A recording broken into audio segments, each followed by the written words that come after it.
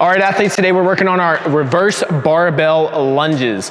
The setup is gonna be very similar to how we would get out of the rack for a back squat, but then there's gonna be a lot of different steps that we gotta pay attention to. We're gonna work from the feet all the way up, making sure we have the right cues, a strong, stable core so we can deliver a lot more energy into this bar, lift more weight, and translate that to better performance on the field. Follow me along. So, what we're gonna do to get started is we're gonna get into this rack the same way that we do when we're doing a back squat. When you get in here, get your elbows back and bring your hands as close as you can together on that rack. So when you get in here, I want you to get underneath that rack with 2 feet stable. We're not gonna be staggered. 2 feet nice and stable. Squeeze the glutes, okay? It's gonna help with making sure that our trunk is nice and stable. And then bring your hands in as close as you can. When you get underneath the rack and you put that weight on your back, you're gonna be able to bring your hands in a little bit tighter. The tighter that you can bring your hands in, that's gonna be comfortable enough for you at the same time, keep in mind, the better you're gonna have tension in your back, which is gonna allow you to deliver more energy into this bar. So when you're getting in here, keep in mind, we don't wanna have our hands really wide on that bar. If they have them really wide, you're gonna have less tension and you're not gonna be delivering the same type of energy. Again, nice stable feet, squeeze the glutes to help stabilize the core, bring the hands in as close as you comfortably can, and then you can allow your elbows to shoot straight back. You don't have to tuck them down. You can allow them to shoot straight back. That's gonna help bring some more tightness into the upper back. From here, with 2 feet nice and straight, we're gonna stand up powerfully out of that rack. 3 steps backwards. You're gonna take 1 big step back, a second to meet, and a third one to adjust.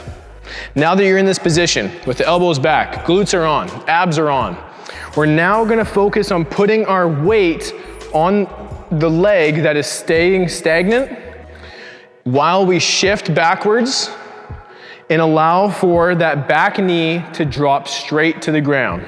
When you allow that back knee to drop straight to the ground, I have a forward lean. My energy is forward. I'm putting the emphasis and the energy and the weight on this front leg.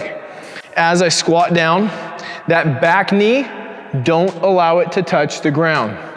Your hairs on your knee are gonna hover right above the ground. You're gonna feel it. That's how low I want you to get, but don't touch the ground. You're then gonna stand straight back up. When you're standing up, don't push off of your back leg. Do not push off of your back leg. I want you to put that energy and that effort into that front leg. Now, when you stand back up, depending on what your workout is, I may have put in there for you that you're doing all reps on one leg before you go to the other. So it may say something like do not alternate or all legs one side first. Either way, the same rules apply. Whether you're gonna be alternating, maybe that's part of the program, or you're staying on one side. As you step back, again, one more time, you're putting your energy forward, keeping the back and the glutes on, nice and strong, nice and straight. Energy's forward so that I can put my weight onto that front leg. My back knee is dropping just enough so the hairs on my knee are touching the ground, but not my skin.